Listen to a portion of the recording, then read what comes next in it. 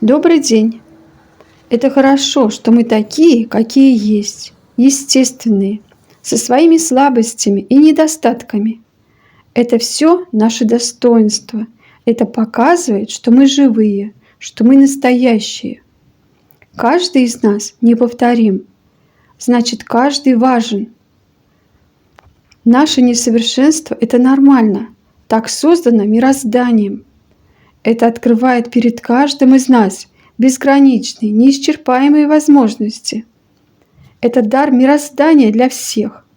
Этот дар показывает, что нет предела и есть куда расти. В мире достаточно места и пространства для нового, для расширения и открытия еще неизвестного и неведомого до этой поры. Понять это и принять с благодарностью к мирозданию. Всего доброго!